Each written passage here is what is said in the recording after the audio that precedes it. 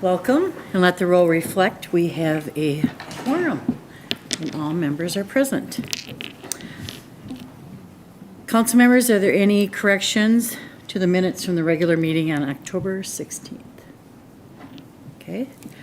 Comments from the audience. At this time, we will allow comments from the audience. If you wish to speak to the council at this time, you may step to the podium, state your name and your address and your comments.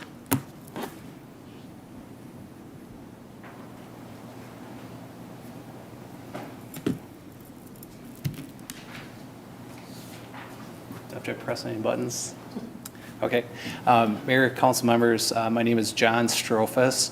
I live in Denmark Township, 14530 90th Street South in Denmark. I'm also the chairperson in Denmark, so happy to be your neighbors there. I'm just want to make a public comment with regard to the ag lease land this year and the fantastic new option that was presented. I did have the opportunity to read the board packet, and we were an applicant under option B, which was the new option for perennial crops. And first of all, I just would like to say thank you for adding that as an option. As I anticipated, we were the low bid for that option, and the reason is really the economics of that type of farming. We've been very involved with the Department of Agriculture, the Forever Green program. We've testified in front of the legislature twice on behalf of that. We also started a foods company, and we're one of the first hemp producers and the first hemp producer right here in Denmark back in 2016. So from a farming perspective, we're a little bit progressive, and conservation is really important to us. And I think there's a lot of benefit that can be achieved with this type of farming. And quite frankly, we need some assistance and participation to incent farmers to be able to adopt those practices, because the economics of them are significantly different. So I just would like to wanted to give some of those thoughts as you consider that topic tonight. Thank you very much. Thank you. Anyone else to wish to speak to the council at this time? And anyone at Zoom? No one on Zoom. All right, council members, are there any items to be considered? Okay. Dan? Not to be considered, but I would ask that item XE1 regarding the class action settlement for PFAS be pulled from the agenda tonight and bring it back in a couple weeks on the 20th. Okay, council? Okay. Yes, Dave? I'll make that motion. Okay. Good. All right, thank you. Consent agenda. Council, I would accept a motion to approve the consent agenda. So moved, Your Honor. Councilmember Liefeld? Second? Councilmember Fox? Any discussion, council? All those in favor of the motion state by saying aye. Aye, and that motion prevails. Tonight, under awarding contracts, we have the Hastings Industrial Park agricultural lease. And for this item, we have with us Community Development Director John Hinsman. Welcome, John. Thank you, Mayor, City Council members. I'm just finishing up some of the Zoom preparation here and getting to the right screen. So tonight, we have before us an agricultural lease for our industrial park. This is an item that we have done continuously for about 25 years or so. We have vacant land within the industrial park, and as it develops, we take a little more of it out, but the vacant area that we have, instead of letting it be fallow, we have some income derived off of it from leasing it out to agricultural entities. So we've had a 2-year contract right now that expires at the end of the year, and we are now going forward with a 3-year contract. As it was noted earlier, we did switch things up a little bit this year in how we put about the contract. Typically, we have had the contract in which we'd have a rotation between corn and soybeans, with the corn going in as a more profitable crop for the farmer, and then the soybeans to help with some of the nitrates within there. We've had some concerns with nitrates in the past in the industrial park because of the drinking water service management area, which is shallow. Essentially, when water drips in, it gets to the aquifer a little bit quicker. So we've been using some best practices in that. As we went approach it this year, we did have an option on that. It was noted, but we termed an option A and an option B. The option B is our typical what we bid, which is corn and soybeans. And then the option B is what was termed a low nitrogen input crop, a perennial crop or continuous living cover. What this is something that would have a very minimal, if negative aspect on nitrates within there, so we would not have the impact that we would have in other places. So understood going in here that the nitrate might develop a smaller bid because it's not as profitable as a crop that you could plant either through hay or kerns or other types of things that could be grown. So I went about it and had the options that people could bid. Option results are shown on the screen here. The overall highest yield for a per acre price bid was Dave and Joe Burke at $233 an acre. And this would be under the option A. So under the option A, you can see we had the 3 bids within there. When you take a look at past years, we bid this out again in 2021. It's slightly higher than we had at that point. It was Burke Farms again at that time at $226.50 was the bid. The option B, we only received 1 bid. It was at $100.05 per acre here. During the time that we went forward with this, we were approached by the Dakota Water and Soil Conservation District to help us out with potential options for nitrate control in this one. And they were very instrumental in trying to get the word out here and putting together some of the information that we had within the report. Unfortunately, we just had 1 bid on here, and the bid was significantly lower than the other bids. It's very difficult to try to bid something or to evaluate something competitively when you have 1 bid and that 1 bid is lower than the rest of them. So I appreciate what we've done this year as far as bringing forward the bid and trying to find something that could be a low nitrogen input crop. But our recommendation this year would be to go for option A, which is to award the bid to Dave and Joe Burke at the $233 an acre, which is listed here. I do have a representative here from Dakota County Water, Soil, and Conservation District, Ashley Gallagher, who may want to give a little bit of an update on some of the things that they had put into research and helped us out here in making our application and putting this out to bid. So, Ashley?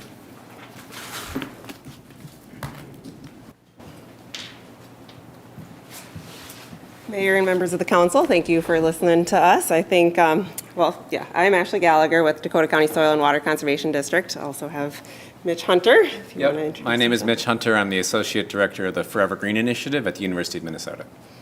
And I think John set the stage well for us and explained a bit about perennial crops, but I just wanted to say thank you to the staff of Hastings for being willing to explore this new option. It's hard to get the word out about perennial crops and the work that we need to do. And so this is one way that we can begin to get the word out there. And regardless of the decision tonight, we'll continue to do our work all throughout the DWSMA, which is the Drinking Water Supply Management Area.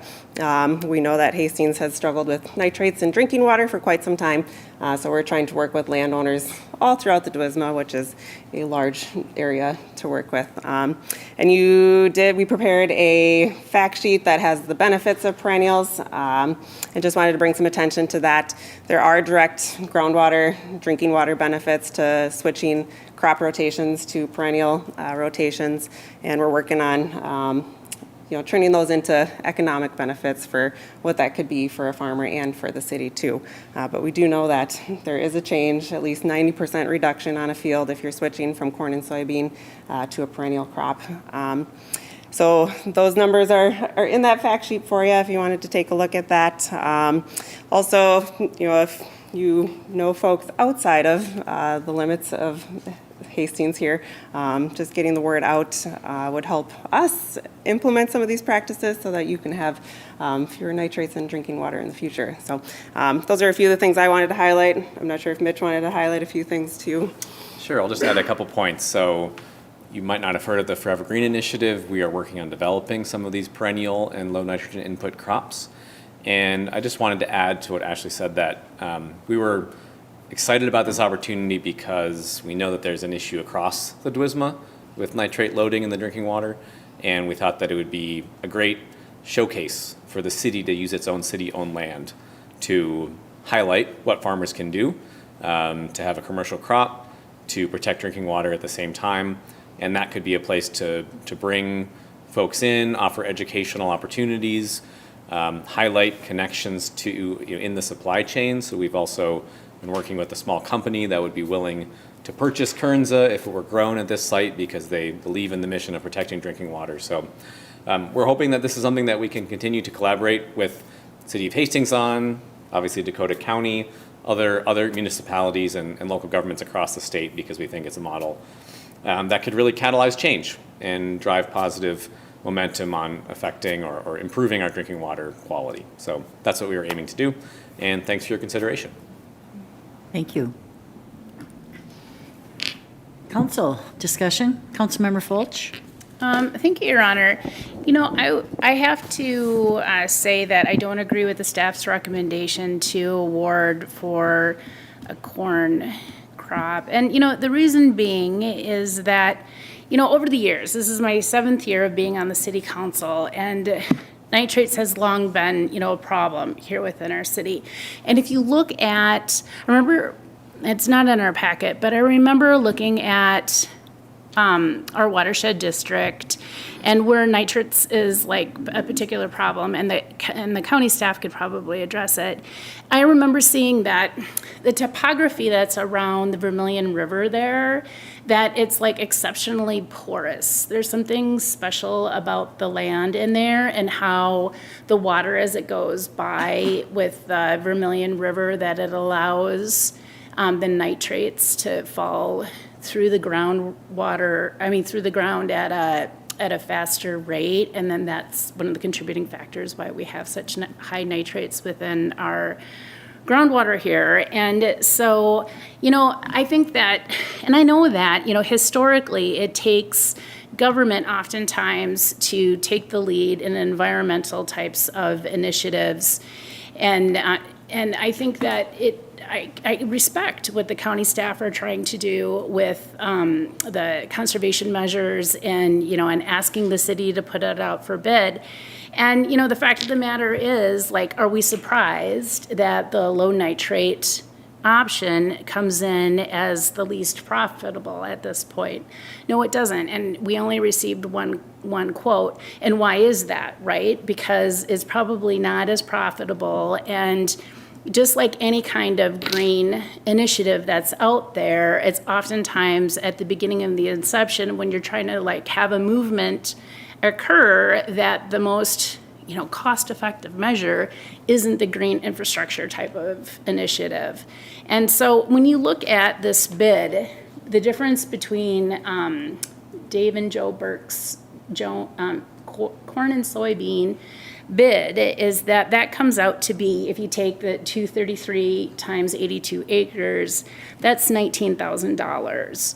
Whereas the $100 per acre that Strophus Farms is advocating for under option B, that comes out to be $8,200. And so, when it comes to our overall budget, that's really a drop in the bucket. It's an $11,000 difference in investment that our city would be making in trying to encourage an agricultural practice that may, when you think about it, overarching, this is a small plot of land, 82 acres, when you think about the watershed district overall, but at least it shows that the city is, taking the lead in an initiative to make an investment in fostering this kind of agricultural development. And so I have to say that I disagree with the staff's recommendation to move ahead with a corn and soybean lease at this time, and I would most definitely advocate for the option B, even though there's only one bid. As I said, it's oftentimes, as these kinds of initiatives start moving ahead, there's oftentimes, you have to make investments in fostering these kinds of things. So that's my sentiments at this point. Thank you, Your Honor. Thank you, Councilmember Fulch. Councilmember Liefeld. Thank you, Honor. Councilmember Fulch, I would absolutely agree with you on this. Having sat here with you for 7 years, it's really hard to talk about the farms around us and what's being put into the groundwater and not be doing it within the city limits, right? We have so little farmland within the city, even less farmland that we get to make this decision on, right? This is our land.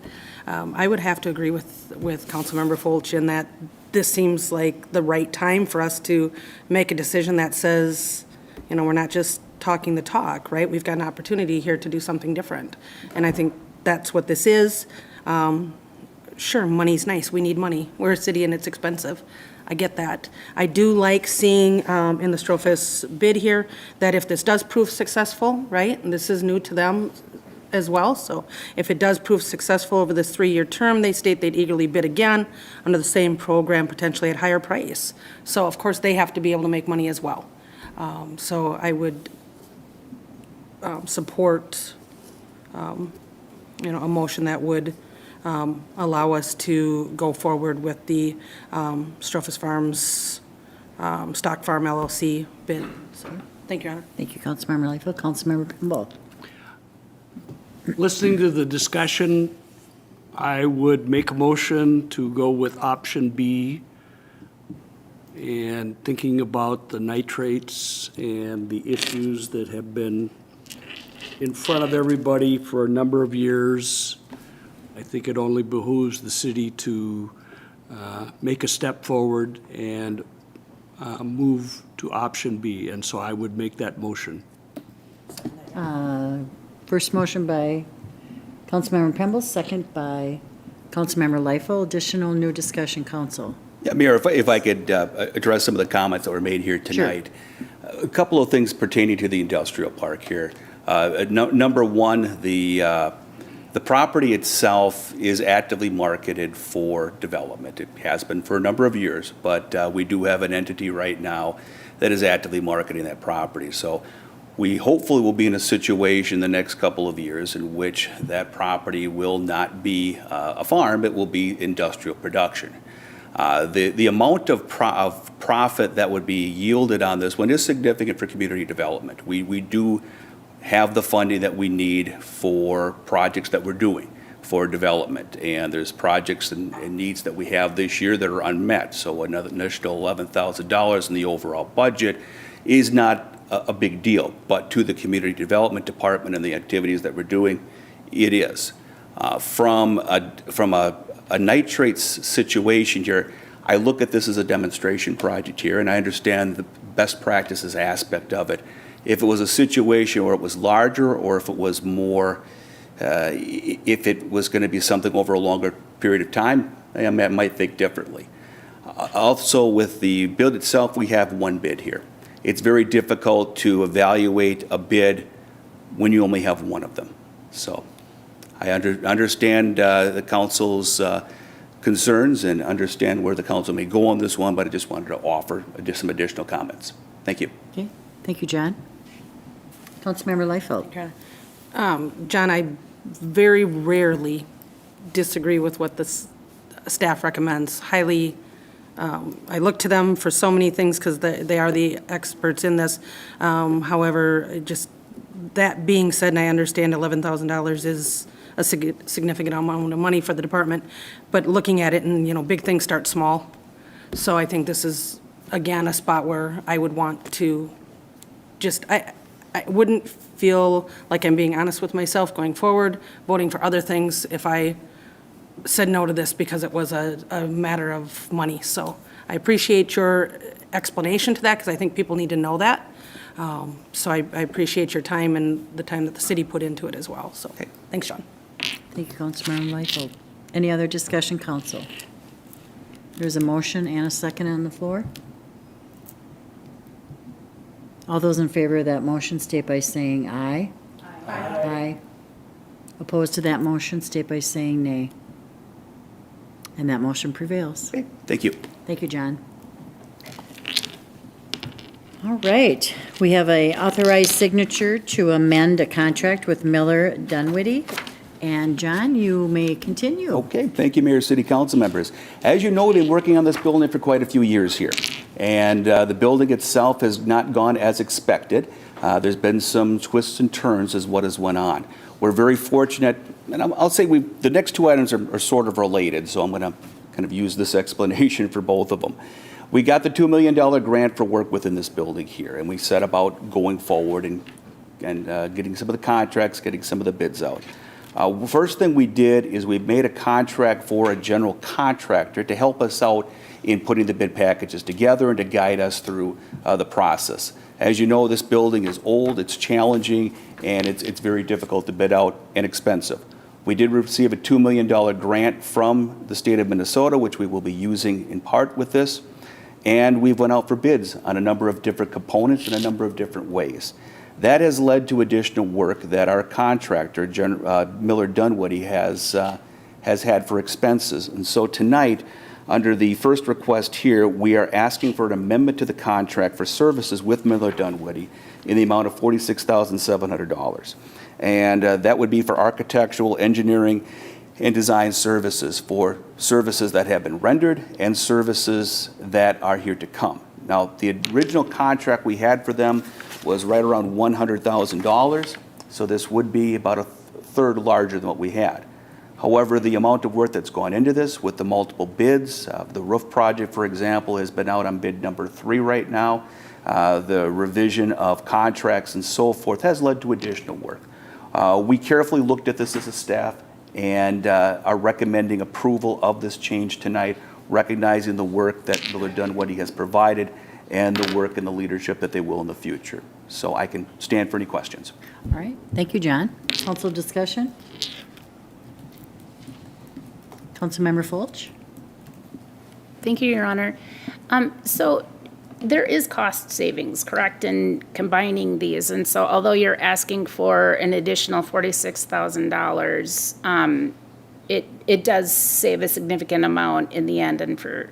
It is, yeah, I should have Yes. explained that a little bit further, Council Member. When half of this amount, about $22,670, is going through a combination of HVAC services. Right now, we've got separate systems for City Hall, separate systems for PD. We're about 10 feet apart. So we're going to be combining those systems into one because they're both due to be done. So that is a cost savings on that, correct? Thank you, Your Honor. I'll make a motion to authorize the contract amendment for the additional services in the amount of $46,700 to the existing agricultural and engineering design with Miller Dunwiddie as staff recommends. Thank you. Thank you, Councilmember Fulch. Councilmember House, seconds. Additional and new discussion, council. All those in favor of the motion state by saying aye. Aye. Opposed to that motion state by saying nay. And that motion prevails. Thank you. Thanks, John. We also have a authorization for a signature for the Renaissance roofing for the City Hall dome. Okay. Thank you, Mayor. And moving on or along on the City Hall topic here, the building that we're in right now. That's the roof project of this has been one of the most complicated issues to deal with. And we have gone out for bid on 3 different occasions on this. It's not been for a lack of interest. We've had as a requirement people to come through for walkthroughs. We've had many individual firms come forward, walk through the project, and eventually not bid on the project. That happened on 2 separate occasions. The follow-up information that we had with them where there were some questions on materials that they could use and other factors of construction. We tried to make those more clear in successive bids. Third time's the charm, I guess. We have 1 bid, which we would like to have more, but we only do have the 1. That bid is in the amount of $3,294,805. It's a big number, a little larger number than, frankly, we expected at the beginning of this one. But the numbers that we have seen and the individuals that we've spoken to in combination with the construction costs that have been occurring, leads us to recommend approval of this. We have done our due diligence to check out Renaissance Roofing. They've provided a lot of reconstruction projects in very similar nature to what has been done at this building here. They've worked on other types of courthouse buildings. They've come with good recommendations, and so we are recommending approval on that. Secondly, along with this, there is a bid alternate within the project itself for about $9,900, I believe. Yes, $9,990. Dealing with the top of the dome. If you look at the very top of the dome here, there's a gold dome with a finial on top of it. We can do one of two things there. We can either paint that a gold color or we can gild that. The painting has about a 10 to 15 year life. The gilding has a 30-year life. Our opinion as staff is that another $9,900 for another 10 to 15 years of life is worth the cost of $9,900. So we are recommending that the bid alternate is part of that as well. So I can stand for any questions. Thank you, John. Council discussion? Anyone? Councilmember Fulch? Your Honor. Thank you. John, is that a recommendation with the State Historical Society to go along with the true historic nature of the original architecture and the gilding on top of the dome? Is that why it was included like that? In part, yes, council member, that would be truer to the original materials used on the building as well. Okay. It just makes your stomach hurt, to know that these bids have been so much more than what was originally anticipated when we had put in our original requests to the state for aid and assistance, and we've appreciated our legislative delegation in supporting this, and the governor also supported this, and I know this is something that I've been fighting for since I've gotten on board, is making sure that we preserve our dome and do what we can, because it was a decade or more before I came on that the council had wanted to do something about this, and there was a matter of finding the funding. And so, it goes to show when you keep kicking the can down the road, how costs escalate, right?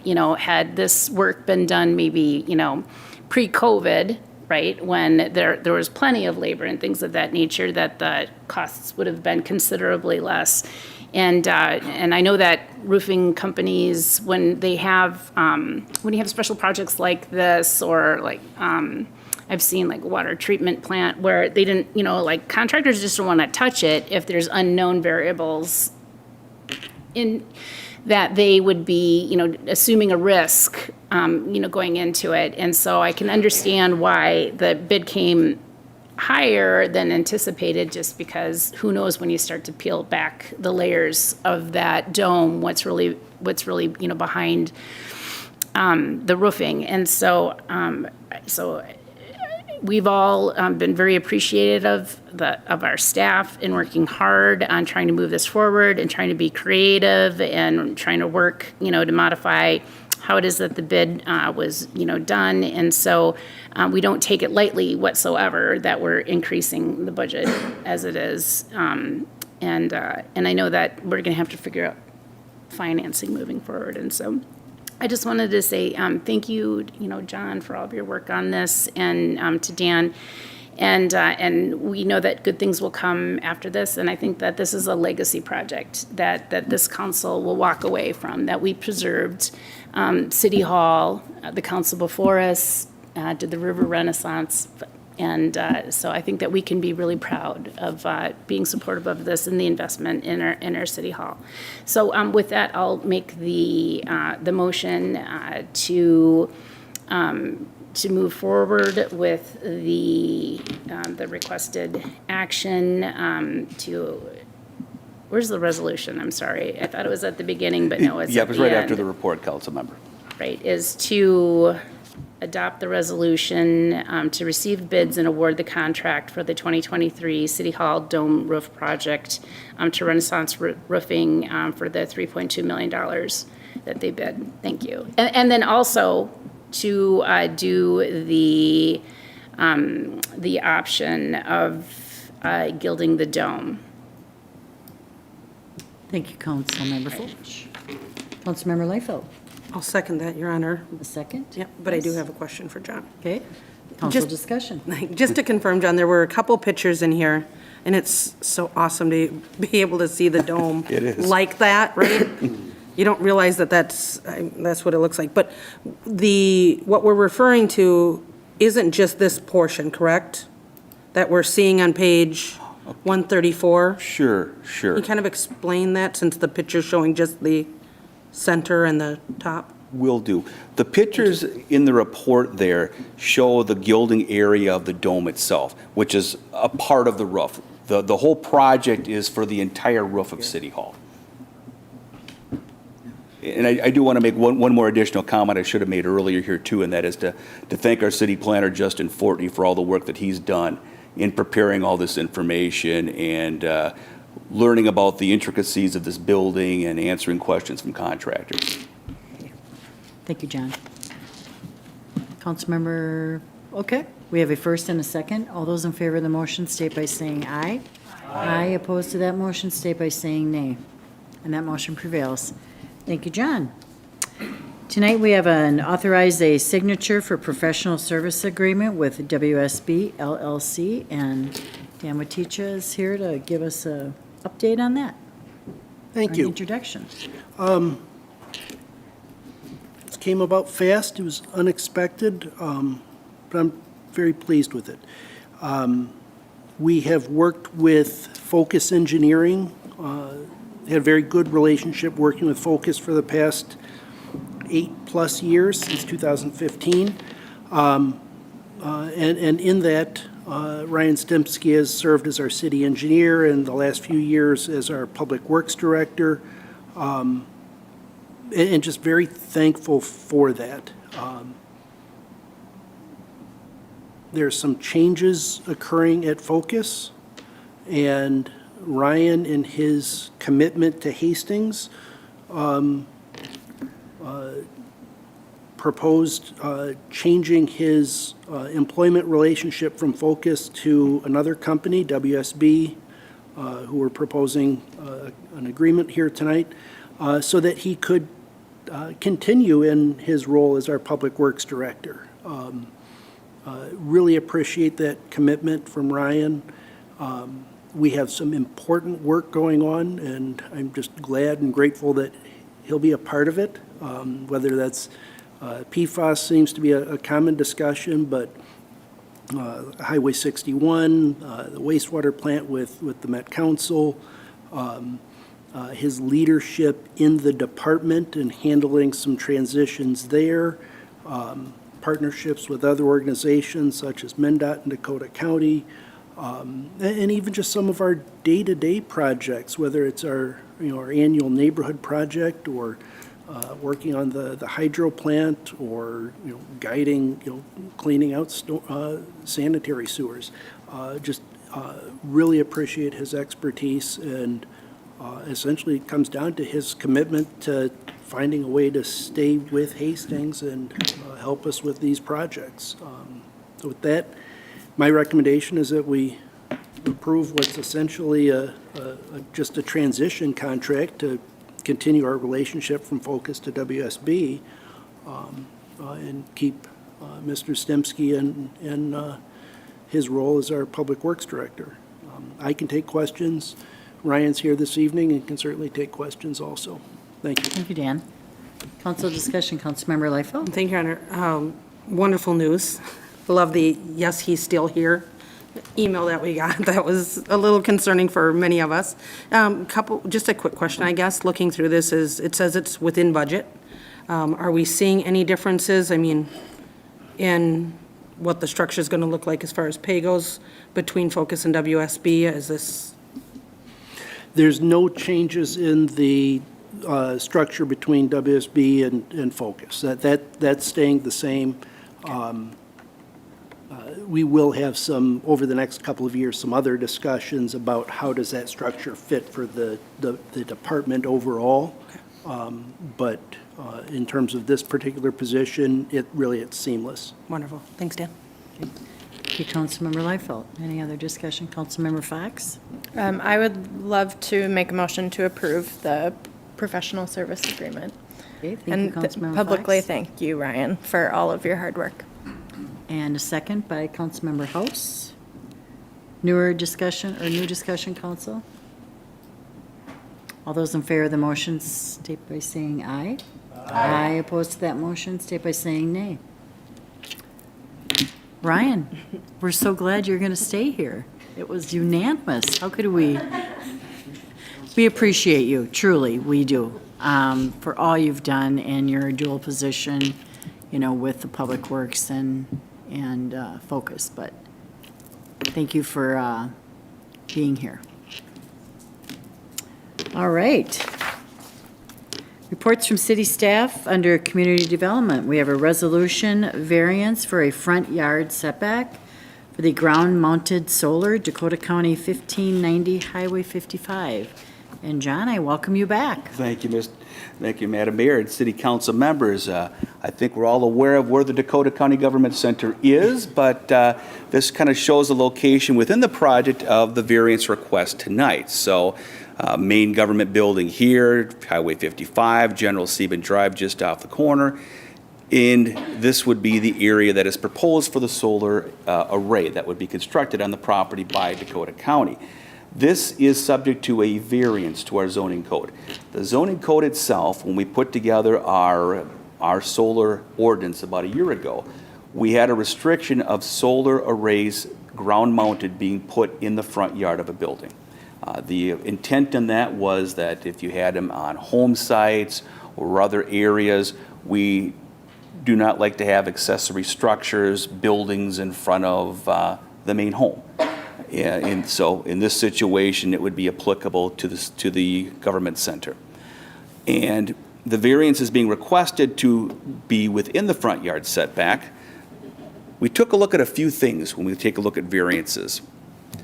They're deviations from the city code themselves. They're regulated by state statutes. Findings need to be made that the owner would suffer practical difficulties with strict compliance, and it's not just an inconvenience. Usually these mean there's something uniquely physical that's different about the land, something that's unique to the property itself, not detrimental to the public welfare, and created by the code rather than any actions from the past property owners. So that's really what we're looking at on the variance itself. And within the report, we detail the different items within granting a variance and information that was brought forward by Dakota County and our recommendation for staff itself. Our recommendation on this variance is for approval. That is also the recommendation of the Planning Commission when they met at their meeting about a month ago. They did vote to recommend approval of the variance itself. When we take a look at the rationale for constructing the variance, we take a look at opportunities to construct the solar array in other places. We took a look at a few other things that would have frankly made the area that the solar panels would be in more visible. When we're over towards General Sieben Drive in 55, there were some areas there that could technically meet the front yard requirement, but would be right next to General Sieben Drive there and would be on a more prominent area of the site. When you take a look at the area over here, on the area, it's a little difficult to see, but there's a grade going down from the county center, a dip here that goes back up again, tree surrounding it. It would be a good area to place this in and would not be detrimental to the surrounding area itself. So when you take a look at the arrays, they would be located something like this within that area. Be landscaping requirements around there as well. This is what the racking system would look like here as they are going in. There was a couple of different things we also looked at, and that was what other opportunities might they have to put them elsewhere. Could they put them on the roof? They just had a new roof on there. That was not practical. Could they put them in the parking lot as a situation in which they'd serve more as a carport? On that, the generation received out of there was not terribly efficient, so that was ruled out as well. So we looked at a lot of different options on this one and looked at the intent of the front yard setback when we are applying this for the solar code. The intent of that setback is to provide something that is not going to overtake the main structure itself and be detrimental to it. The situation that we have here with the screening of the site and the location of the site in a less prominent, lower elevation position accomplishes those means. So that's part of the rationale that we have for the recommendation of approval.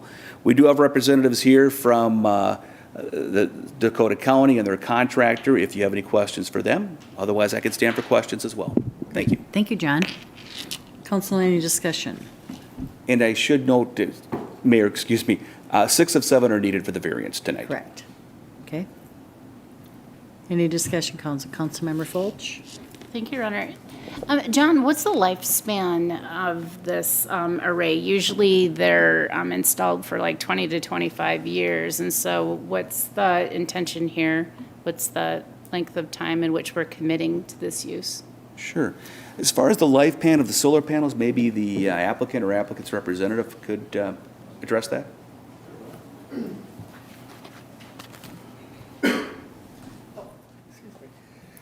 Mayor Fassbender, council members, we would anticipate 25 to 30 years. The manufactured production warranty of the modules themselves is 30 years. So we're kind of anticipating that. Because they're simply steel in the ground, removal at the end of the life cycle is going to be something that could be accommodated at the end of that natural life cycle. Your Honor, and what is your intentions of how it is that you're going to maintain the grounds around the array? Like typically I'm the first one to jump up and down and like be excited about solar, but this is a very prominent placement and like potentially could be utilized for other commercial development that would be more advantageous to the city for, commercial purposes and such. And so, oftentimes when you see these kinds of arrays being put in, they're being placed in agricultural areas, not, like front and center within our primary area of commerce for the city, outside of the downtown. And so I do have a little heartburn about the placement of where it's being intended. So could you speak to, what the aesthetics and the maintenance of the field area around the array is going to be? Well, I believe we're going to have it fenced in. It's going to be, low kind of growth materials around there. We've talked about there's different ways of using agriculture animals to kind of eat around it, goats and stuff that can come in. There's different ways that we can manage it in terms of the type of vegetation that's placed in there. So it's not looking like weeds and looking unaesthetic. We have worked with the natural resources team of Dakota County in terms of what kind of pollinators that we would place in there.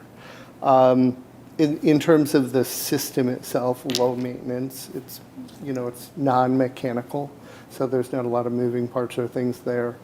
In terms of that, the placement of the trees is to really kind of create a barrier around that front side that currently there are a few areas where if we add some trees, it slopes down slightly as you move towards the building. So again, kind of the front row you might possibly see, but as it moves back, it actually kind of moves away and is less obtrusive. So I think we've looked at it and found that there's not a lot of visual from the road. So I think that those are some really important things. And then I think in terms, speak one thing in behalf of the county, this is offsetting 94% of the energy for the administrative center within that property. And that I believe is a big driving motivator for the size, the location for this to be able to make that significant impact on carbon reductions, energy use reductions, and really improve the economics of operating that facility over time. Is this a lease arrangement between your company and the county, or is the county the owner of this installation? The county will be the owner. Oh, good. asset owner. Okay. Yes. All righty. Thank you. Thank you, Councilmember Fulch. Councilmember Liefeld. Thank you, Your Honor. I can support this. I'd like to see something more regarding the vegetation, the trees around it. When you say there's a fence around it, it's going to look like a prison fence. It's a 7-foot fence with top bar on it, which is so you can't climb over it. We've had a lot of climbing fences conversations around here, but I believe this is the one that has like the barbed wire or something on it. Is that correct? Because it does say in your top bar. That wasn't our, Because it just says chain link fence with top bar. So the top bar is generally the angle. Sure, Yeah. please. Madam Chair, members of the committee, my name is Todd Hoopingarn. I'm the Director of Parks, Facilities, and Fleet for Dakota County. Been here as long as, actually started in this building 34 years ago. But no, it would just be a black chain link fence, probably vinyl coated chain link fence. It would be a top bar, but it'd be a standard round top bar. There'd be no wire or anything on top of that. Okay. To the point with respect to the management of the area around there, right now, it's a mowed area. My Natural Resources Group and our Parks Department is very excited about looking at perennials and flowers for certain types of butterflies, birds, and looking at the potential that the goats might be something we would take a look at. We're using them in a couple other parks right now, but usually typically only use them when we have areas we can't get to with people and machinery. They've been effective. But in this case, they're very interested in trying some new things in terms of managing that space that's out there for natural resource purposes. But it would be, if it's hard to tell from these pictures, but if you're looking from the road, you really can't even see it because it sits down low and it angles down. That's the large swell. That's where all the water from that 80-acre site comes down through and then goes to our other property in the corner. And that's why we keep that property taller grass to slow down the water flow down towards the condominiums or the apartments down below there. So we've been working with that area for a number of years and trying to make sure we protect their needs as well as ours. Thank you for that explanation. That puts my mind at ease. Thank you.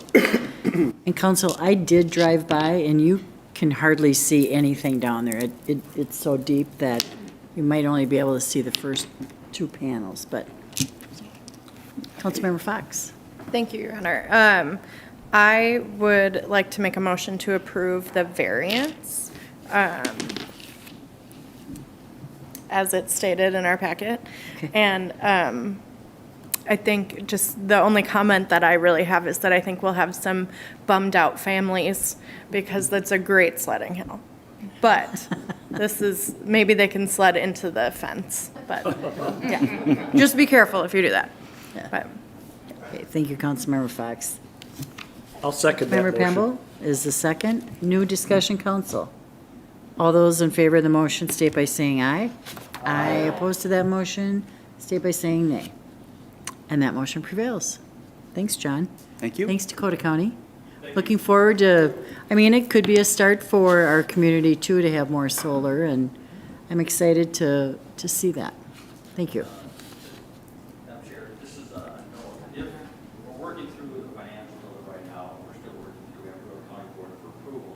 It's about $8 million project for all things we're doing, not only the solar application there, but solar carports at the Western Service Center, Robertville Library, finishing all the LED lighting in 1.5 million square feet of office spaces. And it will be paid back with energy savings over a 25-year period in terms of the ESG program. So it's a goal we're looking at as part of our energy conservation programs out there. We still have to have full discussion on finance, all of this. Sure. But it would be a very interesting project, and if we're successful in putting this together and putting it in place, I believe it would be the largest producer of solar that will residential buildings in the state of Minnesota for public use. Thank you. Okay, thank you. Tonight we have the Gregg Lowe Automobile Repair Facility at 3000 Lightbourne Court.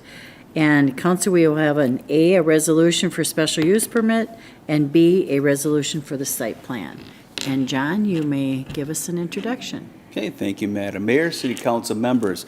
Looking at construction of a 6,000 square foot building located here at Lightbourne Court, just north of 31st Street East. The property is owned by Hedra right now.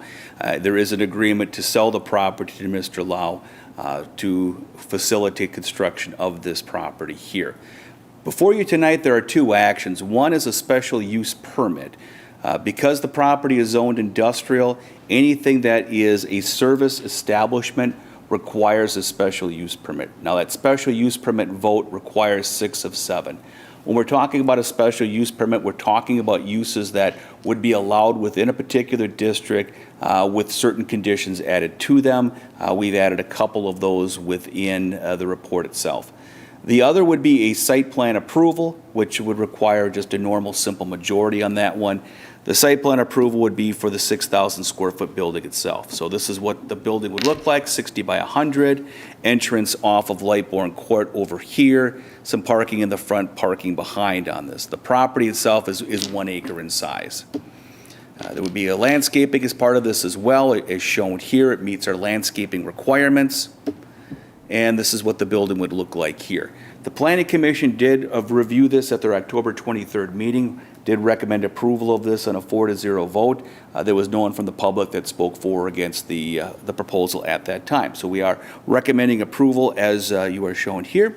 We do have the applicant, Gregg Lowe, available tonight if you have any questions for him. Thank you. Thanks, John. Council, discussion?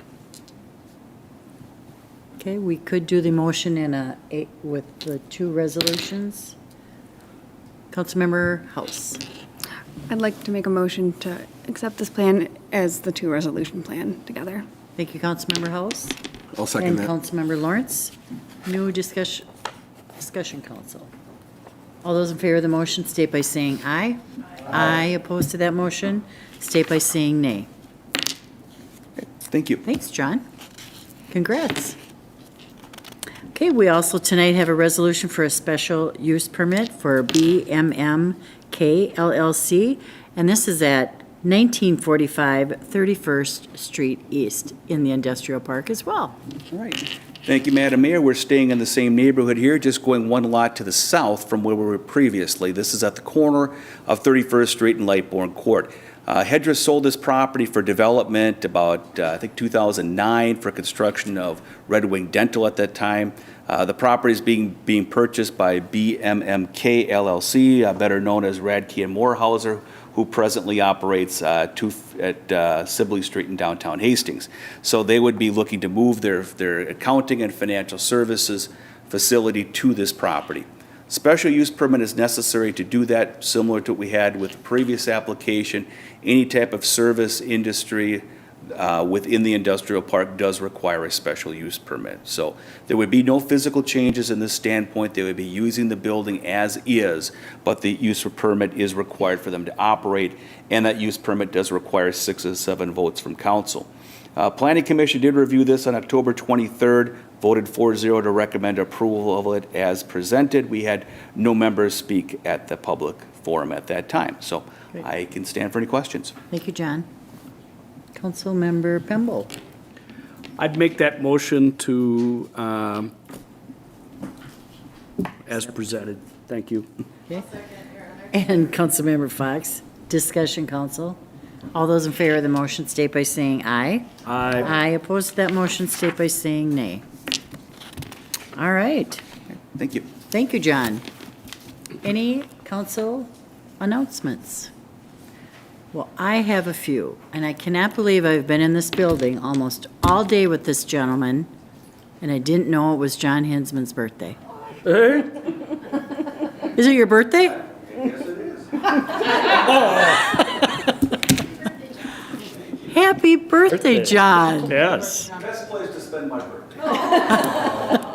I literally had like 6 conversations with you, and I saw nothing. I felt nothing. And you didn't say it was your birthday. It's just another year. Well, happy birthday. All right. Friday, this weekend is, of course, Veterans Weekend, and there's quite a few things going on. Friday, the 10th, is a salute to our veterans at the Hastings High School at 10 a.m. This is a program that they had before COVID, and they're bringing it back, so it's the first year they're bringing it back. So they would love for everyone to be there to support our veterans. Saturday, 11/11, which is actual Veterans Day, at noon, the United Heroes League will be doing their ribbon cutting for their new ice rink, and to let you know that the memorial will be open for observance for that day as well. There will also be a flyby, so if you see a flyby going through town, it's going out to United Heroes. So Saturday is the Veterans Day dinner, and that is 5 p.m., a social hour, and a 6 p.m. dinner, and that is hosted by this year the VFW Post 1210, and the location for the dinner is at 2nd Street Depot. Sunday, 11/12 at 1 o'clock is the River Valley Band and 204th Army Band concert, and that is at